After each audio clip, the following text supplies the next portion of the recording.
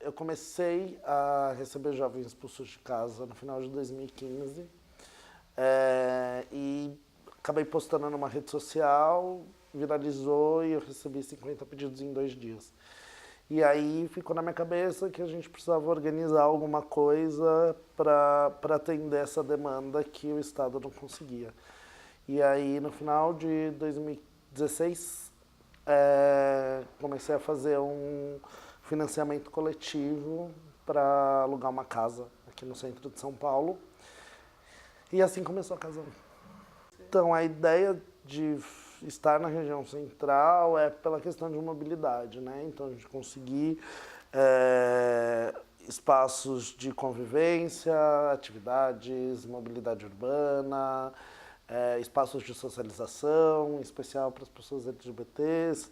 Então, foi meio estratégico a gente abrir esse espaço e também no sentido de conseguir dialogar com esse espaço. A região central era a região que eu já morava há quase 10 anos e eu já tinha certa articulação com o entorno, então a gente achou que ia ser mais fácil do que ir para um espaço periférico.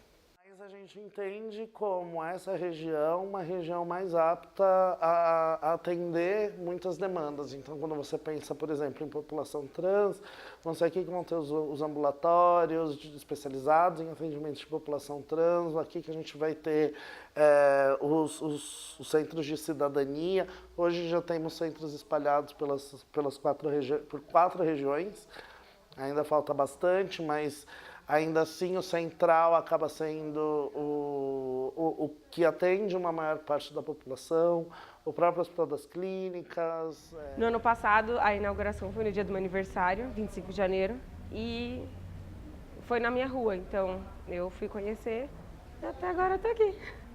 Mudou bastante coisa, né? A gente não tinha um centro cultural, um lugar que a gente pudesse aprender coisas diferentes e de graça, e eles abriram as portas para todo mundo também entender, né, como é o mundo de outras pessoas, conhecer pessoas diferentes e respeitar. Aqui é o centro de São Paulo, né? Então tem muitos movimentos, só que as pessoas não conhecem. Então, acho que eles abriram os olhos para as pessoas conhecerem e terem noção do quão o movimento é grande e o quanto pode ajudar, né, esse movimento a crescer mais. Acho que fez eu clarear algumas dúvidas que eu tinha, porque quando a gente, mesmo estando no curso de inglês, os professores conversam com a gente, né, sobre a opção sexual deles. Opção não, né, porque não é uma opção, mas enfim. Mas a gente conversa sobre tudo, a gente fala sobre política, fala sobre tudo no modo geral. Então você acaba conhecendo um pouco do que a outra pessoa passou.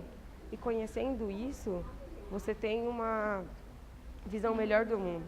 Entende como você tem que agir, como você tem que fazer as coisas e como você tem que acolher as pessoas, né? Então, eu acho que a Casa 1 abriu os olhos de muita gente, abre os meus olhos para muitas coisas que eu ainda criticava, né? Porque preconceito, ele está enraizado no homem. Então, a gente sempre vai criticar as pessoas, só que a gente tem que se policiar muito nessas coisas, né?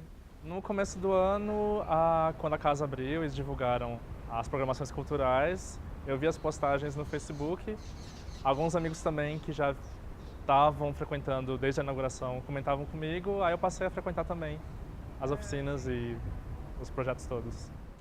Quando eu comecei a frequentar os eventos culturais, as palestras, as oficinas, eu senti que além de aproveitar o que eles ofereciam na casa, seria interessante eu doar alguma coisa de volta para essa comunidade. Então, a forma que eu achei de encaixar com o meu tempo e com o que eu poderia oferecer foram as aulas de inglês do curso English to Transform. O que eu percebo, desde que eu comecei a dar aula no segundo semestre,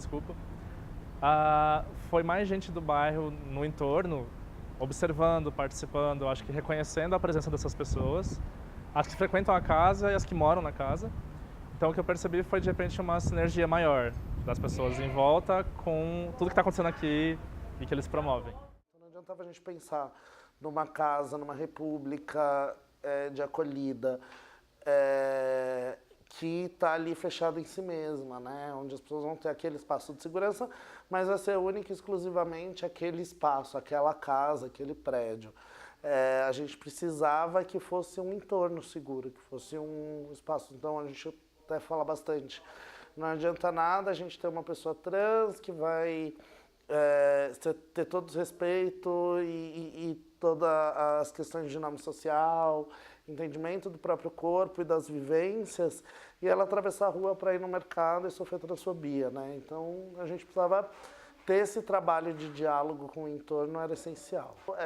As figuras, as crianças em geral, são muito interessante o processo delas, que vai chegar num estranhamento, uma delas uma vez falou que sentia nojo. E com a convivência vai entender que não faz diferença nenhuma, né?